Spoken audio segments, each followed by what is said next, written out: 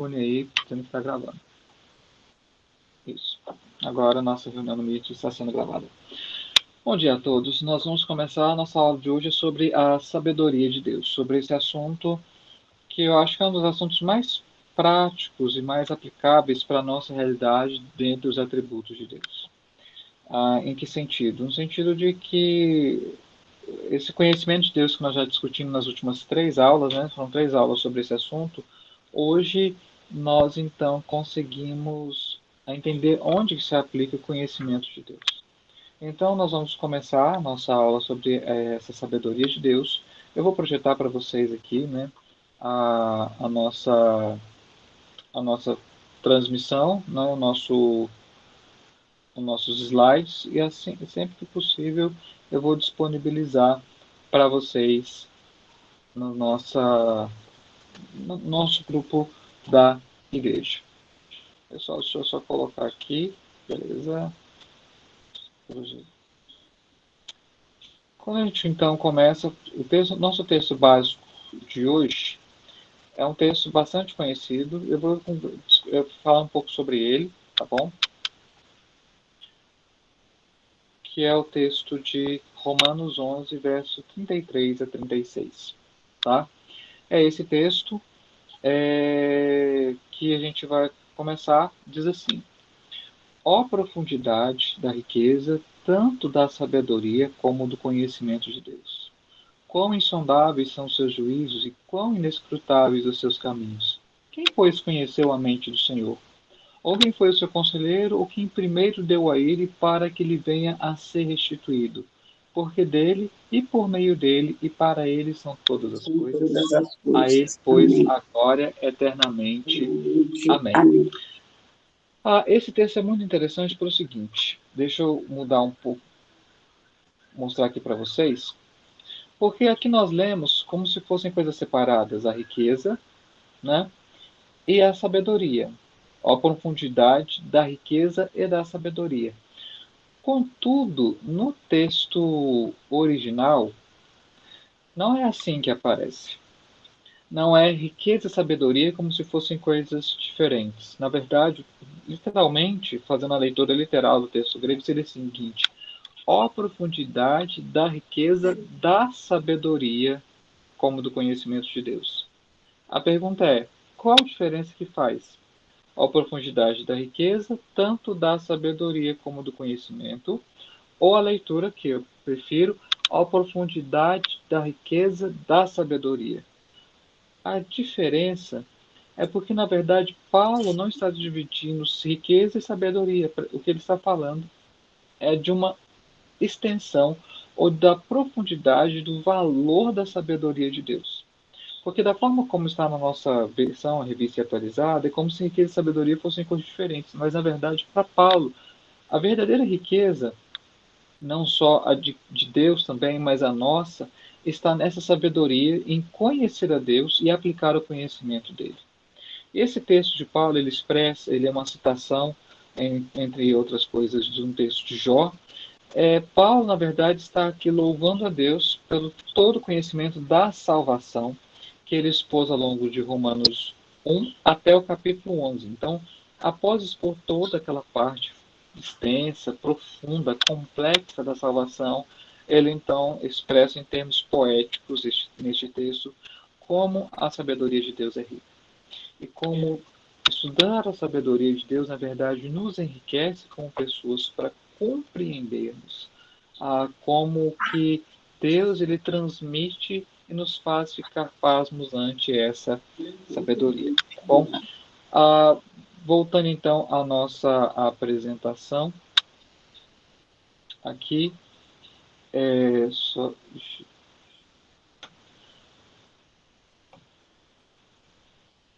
nós vamos hoje passar por 3 questões importantes sobre a questão da sabedoria. Primeiro, uma definição, o que nós queremos dizer com sabedoria. Que quando a Bíblia fala que Deus é sábio, ou fala de um homem que é sábio, enfim, o que a Bíblia quer dizer sobre isso? Porque eu vou tentar nessa aula de hoje fazer uma distinção entre 4 palavras que são semelhantes, mas têm as suas diferenças. Quais são as 4 palavras? Sabedoria, conhecimento, memória e inteligência. Embora são palavras que têm a ver com a nossa atividade cognitiva, de certa forma, são questões diferentes. Nosso segundo ponto da nossa aula vai ser estudar sobre as características da sabedoria de Deus. Em que se constitui a sabedoria de Deus? Como a Bíblia apresenta esse atributo de Deus? E, por fim, falar sobre a sabedoria de Deus e a revelação. Porque não é apenas que Deus é sábio, mas, sendo sábio, ele se revelou a nós, e ao se revelar a nós, ele expressa também esse seu atributo, que é da sua sabedoria. Vamos lá para uma definição, depois eu vou interromper o compartilhamento para explicar essa definição. O que o Heber Carlos Campos, nesse livro, né, que é o livro base, eu sempre vou mostrar, né, tem lá na igreja ainda, quem quiser adquirir, o Ser de Deus e os seus atributos. Obrigado, Edu, o Alessandro também quer. Quem mais? João Carlos, só admitir o pessoal aqui. Isso. Primeiro, feliz Dia dos Pais para todos os papais aqui da igreja. Quem mais? Tem mais alguém para entrar aqui, pessoal, se tiver? Okay, Aline aí. Valeu. Beleza. Tá aqui, vamos lá. Voltando então. O que é sabedoria para o Heber Carlos Campos? Eu gostei bastante dessa definição dele. Sabedoria é o conhecimento intuitivo aplicado. A sabedoria de Deus é a sua inteligência manifesta na adaptação dos meios aos fins. Deixa eu explicar isso aqui. Primeiro, vamos dividir em partes essa definição para ficar mais fácil. Quando fala sabedoria em termos de um conhecimento intuitivo, o que o Heber Carlos Campos quer dizer para nós é que a sabedoria em Deus é algo inato, essencial, já é dele. Não é algo adquirido de fora, não é algo externo. A sabedoria de Deus está ligada ao seu conhecimento. Nós já vimos que o conhecimento de Deus ele é abrangente, ele é extensivo, ele é profundo. Então, a sabedoria seria Deus aplicar o próprio conhecimento infinito que ele tem nas suas ações, nas suas obras. É isso que ele quer dizer de conhecimento intuitivo aplicado, ou seja, porque Deus conhece todas as coisas e sabe de todas as coisas, Ele tem condições de aplicar esse conhecimento a todas as suas obras. Por isso que ele fala que essa sabedoria de Deus, ao mesmo tempo, é a sua inteligência manifesta na adaptação dos meios aos fins. Então, para o Heber Carlos Campos, o que é sabedoria em resumo? É Deus aplicar o seu conhecimento nas suas obras, aquilo que ele faz. E nesse sentido, eu queria fazer algumas distinções que são importantes para nós em termos de terminologia. Eu vou interromper aqui, depois eu volto aqui a transmissão dos slides. Primeiramente, a gente tem que separar sabedoria de conhecimento. Conhecimento seria, de certa forma, uma espécie de repositório cognitivo a respeito daquilo que nós sabemos, aquilo que se sabe. Claro que o conhecimento de Deus é um conhecimento também inato. Ele não precisou de ninguém para conhecer. E é isso que Paulo expressa no texto, né? Quem, pois, conheceu a mente do Senhor? Quem foi o seu conselheiro? Ou seja, quem que ensinou Deus? Ninguém, porque ele é onisciente. Então, o conhecimento de Deus tem a ver, exatamente, a gente já definiu isso. A sabedoria já é outra questão.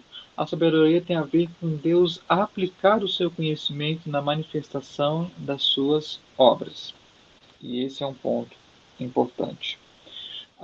Dentro disso, o que é interessante também, é que Deus, quando ele então aplica esse conhecimento nas suas obras, e sendo sábio, ele manifesta a sua inteligência, que é uma outra expressão.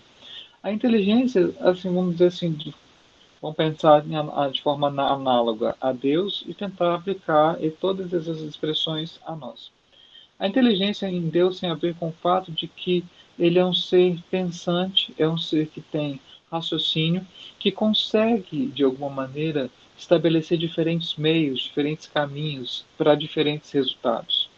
Então, a inteligência seria mais ou menos como o instrumento pelo qual Deus aplica a sua sabedoria em suas obras. E por último, memória tem a ver com esse repositório de todos os fatos do passado, no caso de Deus, do presente e do futuro. Ou seja, Deus se lembra de tudo e vai sempre se lembrar.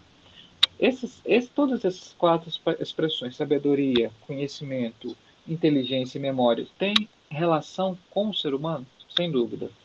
Por isso que nós chamamos a sabedoria de atributo comunicável. Deixa eu só fazer aqui uma explicação rápida dessa divisão que a gente já falou em outro momento, mas é importante colocar aqui para vocês. Quando a gente fala de atributos incomunicáveis, já falamos de alguns deles, nós estamos falando daquilo que somente Deus tem, possui. Quando nós falamos de atributos comunicáveis, eu estou colocando aqui para ficar mais fácil, nós estamos falando aquilo que ele concede ao homem. Deixa eu só aumentar aqui para projetar para vocês. Só para fazer essa distinção importante aqui para nós.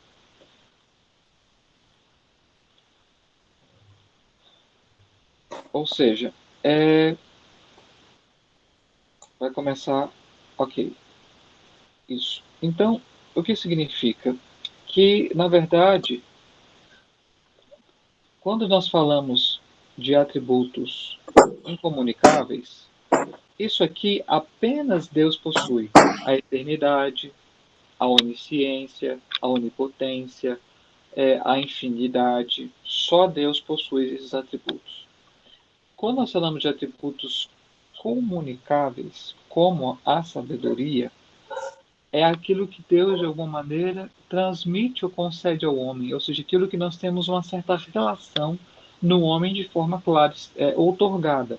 Então, quando nós falamos sabedoria, e todas as questões, algumas dessas questões ligadas à sabedoria, têm relação com o homem, porque é um atributo comunicável, aquilo que Deus, de alguma maneira, concede ao homem. Tá bom?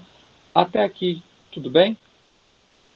Podemos prosseguir? Então, voltando então, o que significa dentro do homem, dentro da perspectiva para o homem, sabedoria, conhecimento, inteligência e memória? Tentar dar assim, uma definição assim, muito básica, claro, não é exaustiva. Mas a sabedoria no homem significa o quê?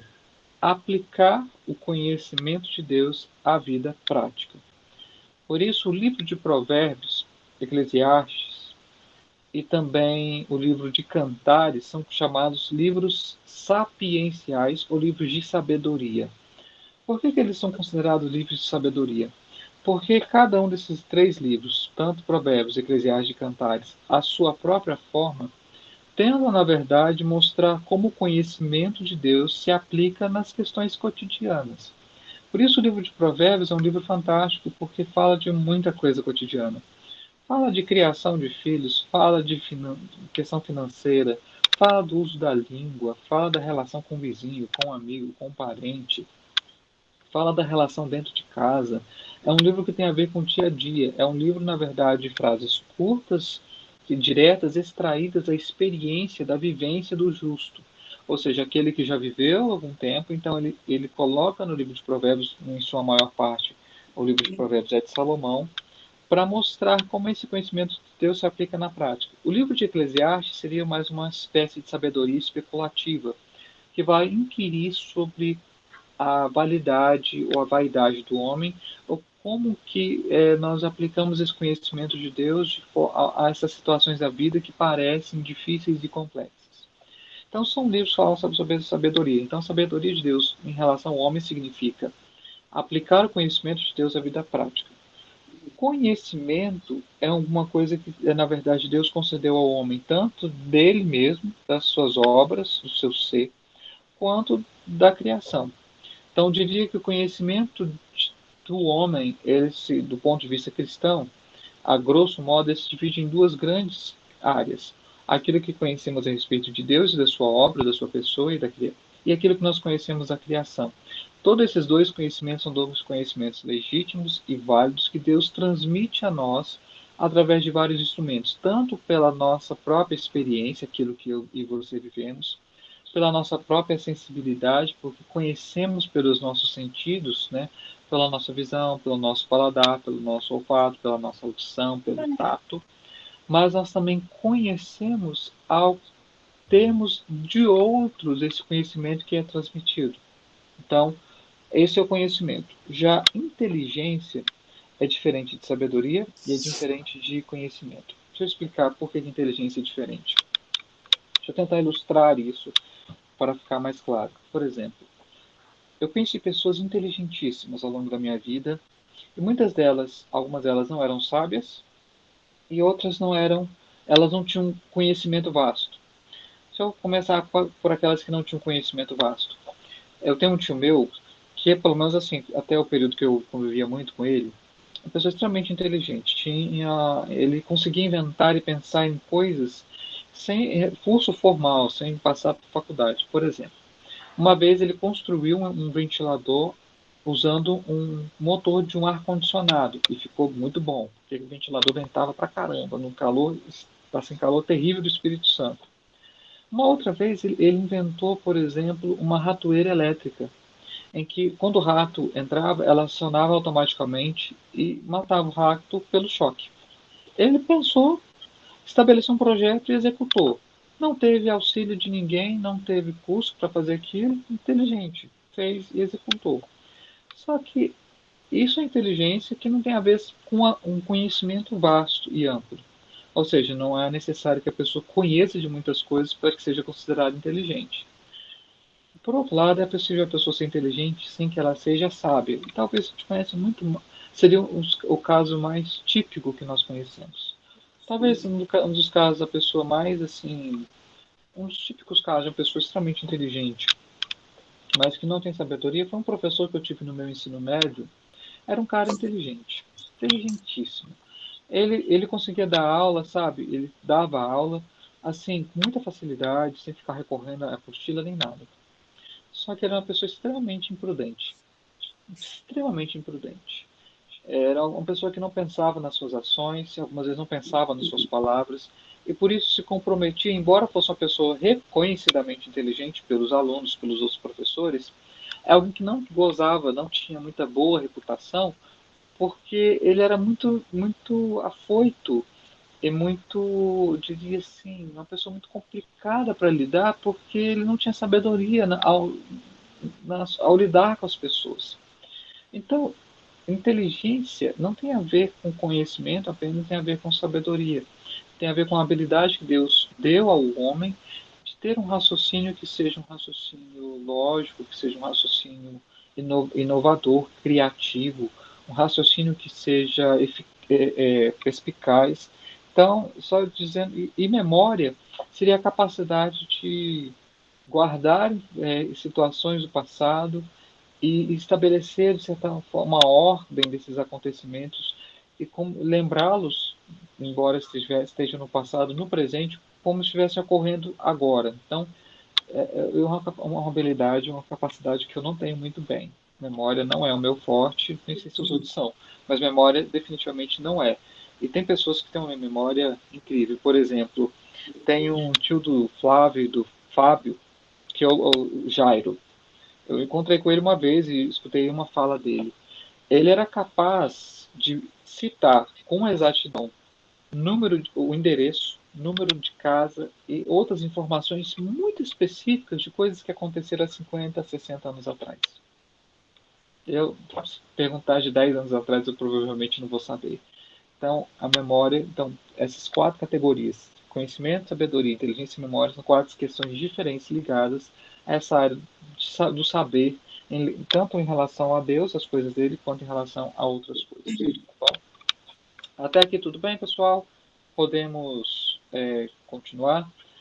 Tem uma outra questão que eu queria realmente trabalhar, que diz respeito à característica da sabedoria de Deus. Eu vou expressar duas características para não estender muito, tá bom?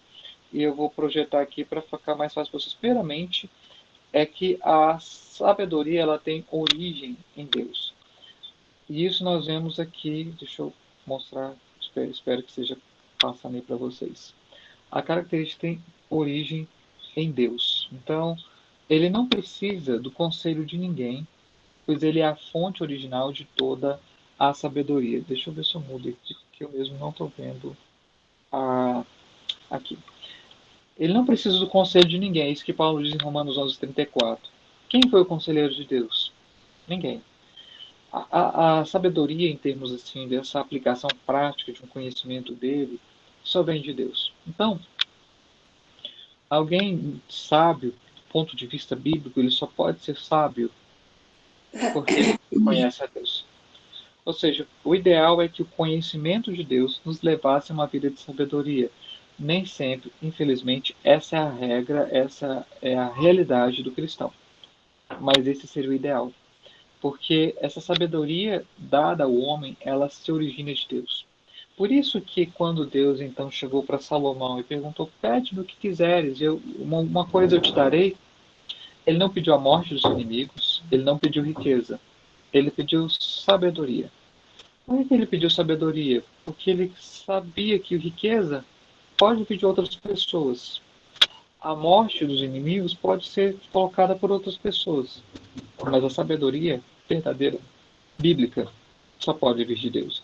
Então, por isso, Salomão, ele pediu a Deus sabedoria nesse sentido. Mas, há uma outra característica, talvez para mim, uma das principais sabedorias de Deus, que ela é incompreensível. Eu acho que isso é um dos nossos maiores desafios como cristãos. Entender que, na verdade, Deus sendo sábio, embora ele seja conhecível, ele nunca será compreendido. Olha, vamos ver a primeira citação, né, do Heber Carlos Campos aqui. Depois eu tenho alguns textos para a gente ler do restante da nossa aula. Ele diz o seguinte: a sabedoria de Deus, está aqui no slide, está além da compreensão humana, porque ela é profunda como o abismo, elevada como os céus e vasta como o mar. São expressões que mostram a imensidão inatingível da sabedoria humana que o ser humano não pode compreender. Deixa eu explicar isso de forma melhor.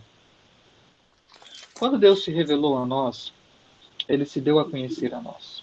Nós o conhecemos de uma maneira verdadeira, de uma maneira real, e embora não seja de forma definitiva, porque sempre prosseguimos em conhecer a Deus. Mas isso não quer dizer que nós vamos compreender Deus, entender o que ele faz, entender os seus caminhos. Isso será impossível, porque o pensamento dele, a sabedoria dele, está muito acima da nossa. Embora Deus permita, na sua bondade, que eu e você compartilhemos parte da sabedoria dele, ele nunca vai nos dar, mesmo na eternidade, a plena compreensão do seu ser, porque isso é impossível. Ele é um ser incompreensível. Se você perguntar algumas coisas, por que Deus usaria essas situações, eu não sei explicar, eu acho que são meio que incompreensíveis. Por exemplo, não sei se foi em 2006, teve um menino que foi brutalmente assassinado. Acho que o nome dele era Hélio, não sei se é isso. Ele foi colocado num carro amarrado, alguma coisa assim, foi puxado por dois caras. Foi um assassinato brutal, brutal. Se me perguntar qual que é o propósito de Deus com uma situação dessa, a gente pode responder de ponto de vista bíblico. Porque todo sofrimento tem um propósito de Deus. Mas qual é o propósito dele com essa situação? Nossa, eu não sei. É incompreensível para mim. É incompreensível. Uma outra coisa que eu acho, eu tenho ponderado sobre essa questão de Deus ser incompreensível é a própria pandemia. Existem respostas bíblicas para explicar o porquê de uma pandemia? Existem. Nós vamos compreender tudo que Deus está fazendo através da pandemia? De forma alguma. Porque a pandemia pode ser para alguns momentos de reflexão, que eles vão se aproximar mais de Deus, mas para outros pode ser juízo. O que Deus quer com o nosso país, através da pandemia, com a Igreja Evangélica Brasileira, com a nossa Igreja Presbiteriana de Jardim Goiás? Nós podemos perguntar a Ele, orar a Ele para que realmente nos dê resposta. Mas não significa que nós vamos compreender.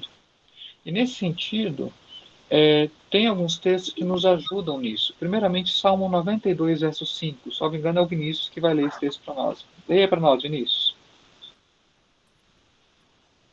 Diz o seguinte: quão grandes, Senhor, são as tuas obras, os teus pensamentos, que profundos. Ou seja, quando o salmista expressa os teus pensamentos que profundos, o que ele está querendo dizer? Senhor, eu não vou conseguir alcançar. Eles são profundos demais. Não tem como atingi-los. Então, o salmista está expressando que Deus, embora conhecido, ele é incompreensível. Os pensamentos dele são extremamente profundos. É isso que Paulo vai colocar aqui. Ó profundidade da riqueza da sabedoria. Ela é profunda. E por isso o Heber Carlos Campos fala que ela é profunda como o mar. Eu vou, no final, colocar uma ilustração sobre isso, tá? Que eu acho bastante interessante desse ponto de vista. Ah, mas, enfim, essas são duas características. A sabedoria de Deus ela é original, porque ela vem dele. Só ele é a fonte da verdadeira sabedoria. E a sabedoria de Deus ela é incompreensível. Nós podemos tentar entender, mas ele estará ainda distante da nossa capacidade. Novamente, até aqui tudo bem? Podemos prosseguir? Legal, Ida, o seu comentário. Salomão foi inteligente ao pedir sabedoria. Também acho. Muito inteligente. Muito inteligente. Ele pediu aquilo que apenas Deus pode dar. Só Deus poderia dar e deu. De fato, deu para ele. Tanto é, leiam depois o texto da narrativa, quando Deus dá sabedoria a Salomão. Porque dá sabedoria não apenas em relação a questões bíblicas, religiosas. Salomão, na verdade, ele se interessava por botânica, entre outras áreas do que hoje nós chamamos de ciência. Já parou para pensar nisso? Se a gente pedir sabedoria a Deus, pode ser que Ele nos dê não apenas esse conhecimento ligado à questão de religião. É importante, sim, sem dúvida. Mas ser sábio e ser inteligente, do ponto de vista bíblico, significa também ser hábil em outras áreas do saber ou da existência humana ou da criação que fazem parte desse grande conhecimento de Deus. Eu e Vinícius fizemos uma live algum tempo atrás, não sei se eu comentei na live, Vinícius, eu comentei ou não, mas que foram os primeiros chamados cientistas da nossa era, Galileu, John Newton, Isaac Newton, Lavoisier e outros, eles eram excelentes cientistas porque, na verdade, ao estudar a ciência da sua época, o que eles, na verdade, queriam compreender melhor como Deus organizou, estruturou e sustenta o universo. Então, os primeiros cientistas, eles estavam estudando ciência para, de alguma maneira, alcançar essa sabedoria, a sabedoria bíblica. Se for pensar, a gente está precisando de mais cientistas cristãos nesse sentido, né, hoje. Não que nós não tenhamos, nós tenhamos sim, mas precisamos de mais. Pelo menos essa é a minha visão. Você ia falar, Vinícius? Não, só estava concordando com o que o senhor estava falando. O senhor estava Legal. falando um negócio sobre sabedoria. Lá em Sim. Isaías, Deus falando para Isaías que os pensamentos de Deus são mais altos do que os nossos, né? Isaías Então, a 55. sabedoria de Deus ela é mais alta do que a nossa e a gente não consegue compreender, às vezes, os planos de Deus para a gente ou então para a humanidade. Por isso que muita gente pergunta assim, Ah, nossa, teve uma explosão lá em Beirute essa semana. Por que Deus uhum. permite acontecer uma coisa dessa, né? Sim. Não permite, por exemplo, bombeiros morreram na explosão. Estavam lá trabalhando, e não sei se sabiam ou não da existência de outros materiais químicos lá, e morreram. A região ficou devastada, enfim. Qual que é o propósito? Qual que é a explicação, por exemplo, aos tsunamis em 2004, que arrasaram o Sudeste Asiático ali, vários países afetados? É realmente uma sabedoria que está muito acima da nossa possibilidade de compreensão. Ainda assim, nós não precisamos compreender Deus para amá-lo. Nós o amamos por quem Ele é, não por quem o entendemos. Isso vale muito, eu acho, para filhos de pais adolescentes, filhos de pai, especialmente adolescentes, porque chega uma fase que eles querem entender os seus pais, como se fosse um requisito, um critério para amá-los. Muito pelo contrário. É necessário amá-los sem ter que entendê-los totalmente. É legal, o Aida colocou aqui sobre Salomão que mesmo sendo homem sábio, depois Salomão se desviou, casou com mulheres de outros povos, adorou outros deuses, fez outros templos. É claro que no final da vida ele voltou, né, foi reconciliado nesse sentido com Deus, mas ele, mesmo sendo um homem sábio, ainda se desviou, né? Sendo Salomão, então nós ainda temos que ter ainda maior cuidado do que ele. Ok, sabedoria de Deus é incompreensível. Evidências da sabedoria de Deus. É nisso aqui que eu gostaria também de explicar algo que é importante para nós. Quais são as evidências que Deus ele é sábio? Eu vou apresentar apenas duas, existem outras, mas apenas duas evidências da sabedoria de Deus. Primeira evidência, e é para mim a mais talvez básica para todos os seres humanos, é a própria criação. A criação é evidência da sabedoria de Deus. Eu quando assim vejo alguma informação específica sobre o que Deus criou sobre o nosso planeta e sobre outra questão, eu fico maravilhado como é que o nosso Deus é sábio. Por exemplo, deixa eu ver se eu coloquei aqui no slide ou foi... Não, foi aqui... Deixa eu mostrar aqui para vocês no meu computador. Vai abrir aqui para vocês. Não sei se eu já cheguei a mostrar isso alguma vez na igreja. Esse computador que demora um pouco para abrir a imagem.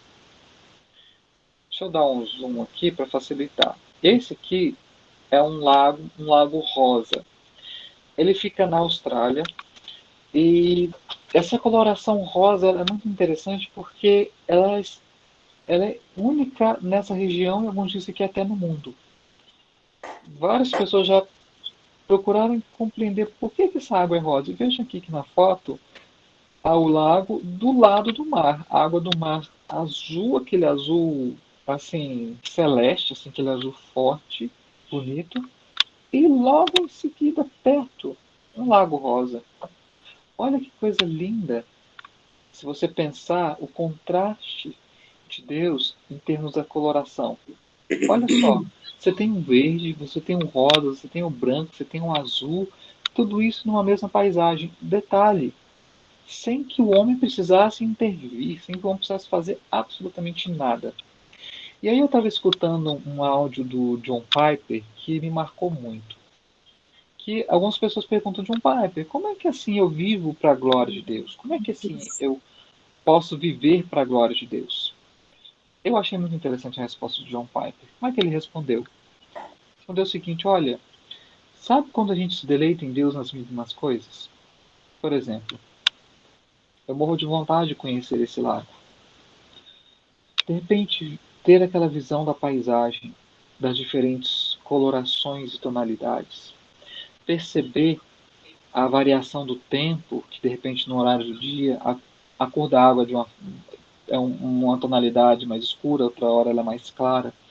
Uma coisa que eu acho fantástica para a gente entender como a gente pode se deleitar em Deus aqui no Cerrado é o pôr do sol.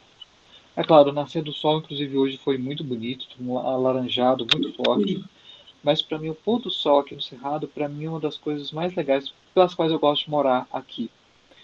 Porque ele é lindo. Eu vim de uma região onde que a gente não tinha, por relevo acidentado, montanhas, a gente não vê o pôr do sol. Aqui, esse pôr do sol tem uma coloração, cada dia uma coloração diferente. Tem dia que ele está mais alaranjado, roseado, e tem dia que está acinzentado. E tem dia que está os dois. Eu, por exemplo, estava notando na semana passada que tinha um pôr do sol em que o sol estava meio rosa, mas me parece meio cinza. As duas coisas. Aí o John Piper explicando como é que a gente se deleita em Deus. A gente se deleita em Deus quando a gente então percebe e tem satisfação nessas pequenas coisas que Deus criou e colocou ao nosso redor para o nosso deleite. Essa é a primeira maneira como a gente entende a sabedoria de Deus, através da criação, e outra forma, inclusive, que a gente, embora para nós seja difícil às vezes entender que isso seja possível, são os próprios seres humanos. Os seres humanos são também uma maneira de Deus mostrar a sua sabedoria. Nas coisas mais inusitadas, às vezes nas coisas mais engraçado. Eu vou tentar mostrar no final um vídeo de uma criança que eu achei muito bacana, que ela, ela ficou atrás do sofá, aí os pais vão falar com ela. É muito legal, é muito legal. Eu não vou avançar muito nisso, mas porque eu tenho outro aspecto para falar da sabedoria de Deus, mas os seres humanos também mostram a sabedoria de Deus em muitas coisas. Falando sobre a criação, antes que eu me esqueça, aproveitar e mostrar aqui também, não sei se quantos já conhecem esse lugar chamado aqui, Fossa Mariana. Já ouviram falar desse lugar? É um dos lugares de maior profundidade em todos os oceanos. Salvo engano, chega a 11.400 metros de profundidade. É muito lindo essa visão desse lugar aqui, dessa criação de Deus, como a criação mostra a sabedoria de Deus, porque alguns animais existem nessas profundezas e eles existem naqueles ambientes mais inusitados e inóspitos, né, mais difíceis e adversos possíveis. Essa fossa mariana é bem interessante para mostrar um pouco mais da sabedoria de Deus nessa grande criação. Enfim, só compartilhando um Correto. pouco de vocês a minha admiração com as coisas que Deus faz. Nós temos ali um exemplo do Mar Morto, que tem uma alta concentração salina, em que poucas espécies de vida sobrevivem àquela concentração salina, né? Uma coisa também surpreendente, como que um ser vivo consegue sobreviver ainda ali naquele ambiente. Tem um rio Sim, Tinto lá na Espanha, que a acidez sim, é mais ácido do que praticamente o mesmo teor de acidez do ácido sulfúrico. sério, cara. Vai ver. Você não pode entrar no rio, porque senão você dissolve lá dentro. Chama Rio Tinto, fica na Espanha, e o rio é vermelho. A gente tem um exemplo brasileiro, o Rio Negro. Que rio belíssimo, aquelas águas escuras.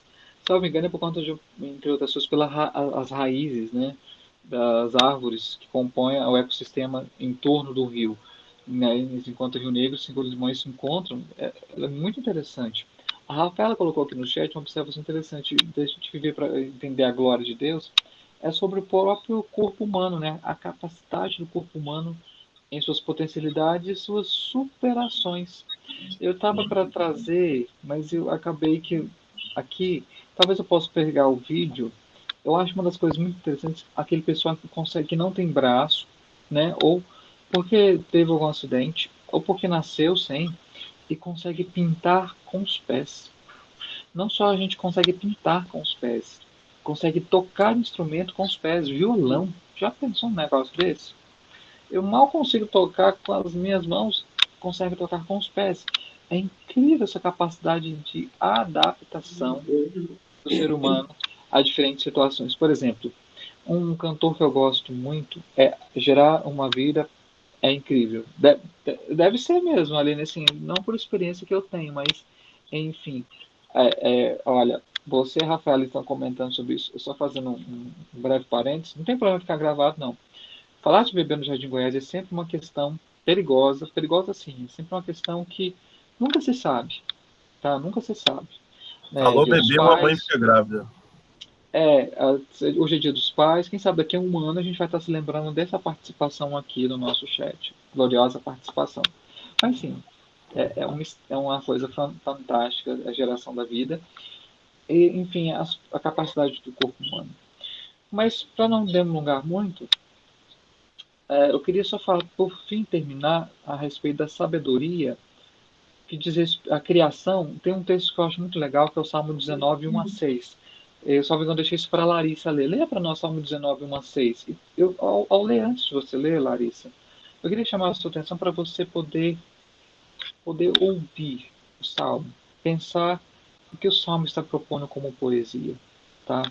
Salmo 19, 1 a 6. Leia, abre o microfone e leia para nós aí, Larissa, por favor. Os céus proclamam a glória de Deus, e o firmamento anuncia as obras das suas mãos. Um dia discursa a outro dia, e uma noite revela conhecimento a outra noite. Não há linguagem, nem há palavras, e deles não se ouve nenhum som. No entanto, por toda a terra se faz ouvir a sua voz, e as suas palavras até os confins do mundo. Aí pôs uma tenda para o sol, o qual, como noivo que sai dos seus aposentos, se regozija como herói a percorrer o seu caminho.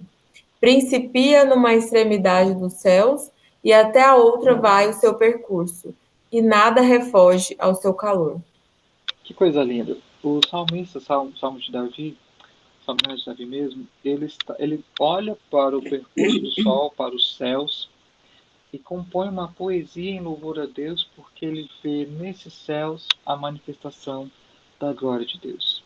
No percurso dos astros, na diferença entre dia e noite, enfim, é muito belo esse poema que mostra a sabedoria de Deus na sua criação. Então, por isso, meus queridos, se você for a uma bela paisagem, um belo pôr do sol, deleite-se em Deus. Isso é viver para a glória de Deus. Poder contemplar essas pequenas coisas, essas grandes coisas, como vindas da parte dele. Um último elemento, então, da sabedoria, nós falamos da criação da sabedoria, é a sabedoria de Deus revelada em Cristo. E é claro que essa sabedoria revelada em Cristo é uma sabedoria... Pastor, Oi, sim, Alessandro, pode falar. assim, eu estou tentando reformular ainda alguma questão antes da gente entrar nesse aspecto, né?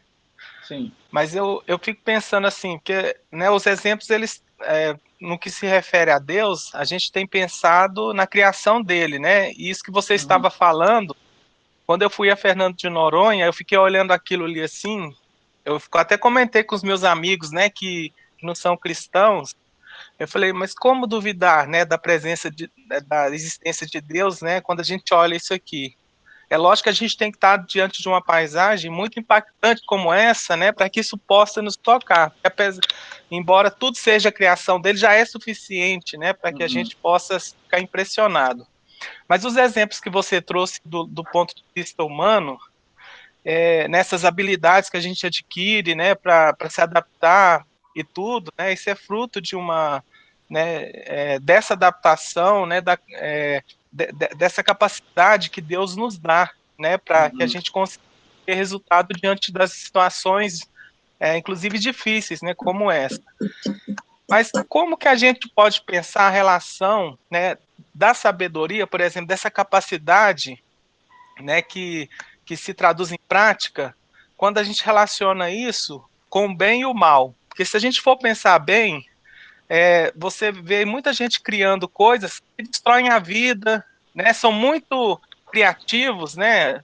Hoje mesmo eu estava vendo na internet aí uma questão de uma semente misteriosa que tem chegado aí no Brasil, né? Que algumas pessoas podem até pensar que seja algo, né, para atingir as plantações ou coisas. Então a gente vê que isso também se manifesta, né, em coisas que podem inclusive destruir a vida, né? Qual a relação da sabedoria, né? A gente entenderia que isso seria uma sabedoria, né? Essa habilidade de encontrar situações, inclusive para nos destruir. Ótimo, excelente participação, Cristiane. Foi bom, Alessandro, foi bom você ter colocado isso.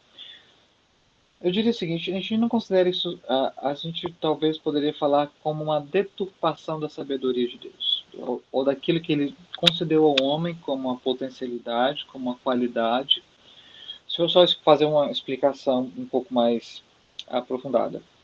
Embora o homem tenha pecado e seja pecador, ele ainda é a imagem e semelhança de Deus. Uma imagem embotada, uma imagem embaçada, mas ele ainda é a semelhança do seu Criador. Ou seja, a sua inteligência, a sua capacidade ainda refletem algo que Deus lhe deu. Contudo, o que a Bíblia mostra é como esse mesmo ser humano inteligente e capaz, ele usa dessa capacidade para fazer exatamente aquilo que desagrada a Deus, o oposto daquilo que foi intentado por Deus. E para mim, talvez uma das armas ou uma das questões mais tristes em relação que mostra essa questão do mal sejam as bombas atômicas. Porque pensar na questão física, química envolvida por trás da fusão de átomos e tudo mais, e pensar que, acho que é isso mesmo, e pensar que o homem usa isso para o mal. Por exemplo, talvez pensar em outro aspecto, dentro dessa maldade, o que eu acho que é terrível é a própria forma como, por exemplo, eu vejo que o ser humano usa o seu próprio corpo para o mal, em vários aspectos. Para o mal, eu digo assim, para agredir o próximo, para o mal no sentido de tráfico de órgãos. Pensa, que coisa terrível, né? Traficar órgãos humanos. Eu penso na questão da violação, da sacralidade, do respeito que tem que ter para com o corpo humano. E isso tudo me faz ver como que o ser humano usa a sua capacidade, que deveria ser para o bem, e usa para o mal. Eu diria assim, Alessandro, tudo a gente vê que o homem ainda é um ser inteligente, mas a sua inteligência, infelizmente, nesses casos específicos, está a serviço da sua inclinação para o mal. E é por isso que a nossa proposta cristã, de uma cosmovisão cristã, de uma visão cristã sobre tudo e sobre todos, é uma proposta de remissão de todas essas áreas a partir de uma visão cristã. Ou seja, que todas essas áreas e todos esses conhecimentos e aptidões humanas, elas tinham que estar a serviço da glória de Deus. E por isso essas áreas, seja a arte, seja a, as ciências exatas, as ciências humanas, as ciências da saúde, essas áreas deviam estar a serviço da glória de Deus. Porque elas foram criadas e elas foram pensadas pelo Criador para a sua própria glória e para o deleite humano, e não para o mal. Então a gente vê que o homem ainda é inteligente, tem muita capacidade, só que ele optou em várias ocasiões usar essa capacidade para o mal. E é exatamente por isso que a nossa proposta de ter uma visão cristã da ciência, do estudo, diz respeito a que essas áreas sejam influenciadas por uma visão cristã que vai potencializar essas capacidades a serviço do bem, a serviço daquilo que é correto. Entendeu? Então, eu diria que é isso. Só fazendo um comentário, já que o Alessandro também é músico, também não, é músico, eu não sou, mas uma das coisas que mais para mim admira a capacidade do homem é a música. Eu sou admirador da música. Em especial, faleceu algumas semanas atrás um compositor chamado Ennio Morricone, um italiano, que compôs trilhas sonoras fabulosas para vários filmes. Eu sou fascinado com uma trilha sonora para o filme chamado A Missão. Procure depois na internet. A Missão, trilha sonora, e você vai ver que coisa fantástica. A maneira como ele organizou timbres de dezenas de instrumentos e pensou em momentos específicos em que esses timbres entrariam no seu volume, na sua dinâmica, na harmonia, na melodia do todo, e você percebe que, embora a música varie, ela aumente e ela desça, ela tem a mesma mensagem, o mesmo tema. Eu sou fascinado pela obra dele, lamentei a morte dele, porque ele e o John Williams, né, são conhecidos como um dos maiores, dois grandes das trilhas sonoras.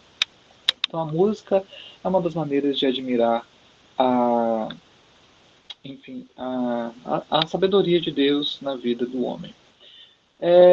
Então, assim, muito legal a sua participação, Alessandro, porque é exatamente isso. É ver como o homem usa essa potencialidade para o mal e a música também, infelizmente, não foge disso. Por exemplo, eu acho medonho a pessoa, e isso está sendo muito comum hoje em dia, tudo bem quem quiser defender, é a minha visão. Por exemplo, pessoal que usa só sintetizador, faz lá os loops no tudo no computador, não tem instrumento nenhum, não sabe, não toca nenhum instrumento, e o cara se apresenta como músico. Eu acho isso uma deturpação. Tudo bem, pode ter até coisa interessante dessa produção, mas é um material que para mim não é de boa qualidade. Eu acredito que Deus tem tanta capacidade ao homem de produzir instrumentos e os timbres deles, né, a sua depuração sonora, você se deleitar. Eu acho que dificilmente alguém que só faz lá no computador pode falar que é músico. Pastor, Ok, oi.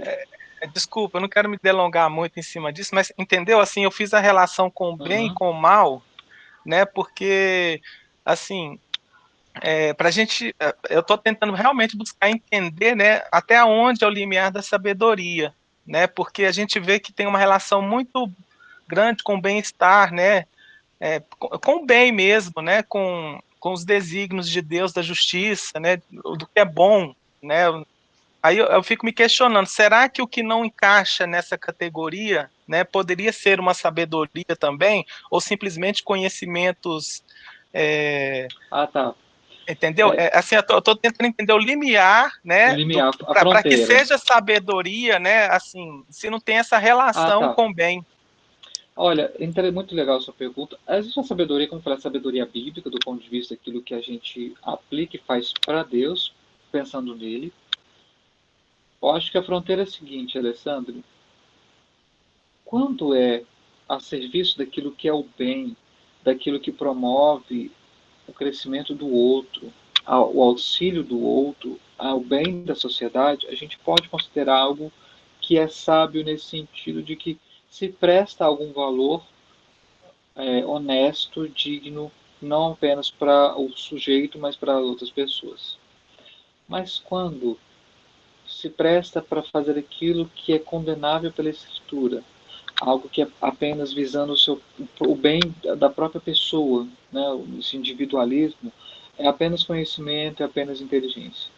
Sabedoria, em termos, seria realmente algo que é feito, que tem a ver com os outros. Então, a sabedoria que vem de Deus, assim, vou tentar responder essas últimas perguntas.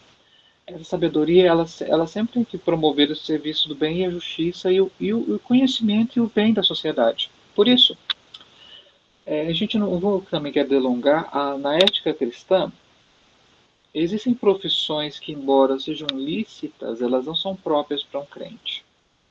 Deixa eu explicar por quê. Porque algumas profissões, por mais que elas sejam regulamentadas pelo Estado e pela lei, elas promovem o bem do outro, a justiça, elas promovem o avanço da sociedade. Ou talvez pensando o contrário, será que na nossa sociedade não estamos desvalorizando profissões e ofícios que fazem exatamente esse papel, mas que não têm o seu devido valor porque elas não têm aquela atribuição econômica grande como outras profissões?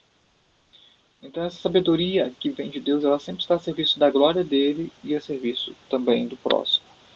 O João Carlos perguntou se os atributos que Deus compartilhou com o homem são os mesmos compartilhados com os anjos? No caso, eu vou pensar um pouco mais nessa sua pergunta. Eu vejo que algumas coisas Deus não compartilhou com os anjos que ele compartilhou com o homem. Por exemplo, e é claro, eu vou pensar um pouco mais sobre isso, né? Estou pensando aqui agora. A Bíblia fala que o homem foi criado à imagem e semelhança de Deus. E embora os anjos sejam seres criados, eu não sei se eles podem ser considerados a imagem e semelhança de Deus como o homem é. Além disso, parece-me que alguns atributos que Deus exerce para com o homem, por exemplo, como a misericórdia, elas eu não vejo textos bíblicos que mostram os anjos exercendo esses atributos. Então, eu diria que alguns atributos, sim, como a inteligência, como a sabedoria, como o conhecimento, mas talvez outros não. Eu diria que não são os mesmos. A gente teria que pensar, precisaria pensar um pouco melhor quais que são realmente que Deus compartilha e quais não. Mas todos não. Né? Eu acho que em termos assim da imagem e semelhança de Deus é o homem. O homem foi criado dessa forma e não os anjos. Ok, gente, não vou conseguir terminar, né, chegar ao final da nossa aula. Eu queria só terminar com um vídeo. Eu vou parar, interromper aqui a gravação, tá? Porque eu ia ser um vídeo do YouTube, eu vou colocar no YouTube e pode dar algum problema. Eu vou interromper aqui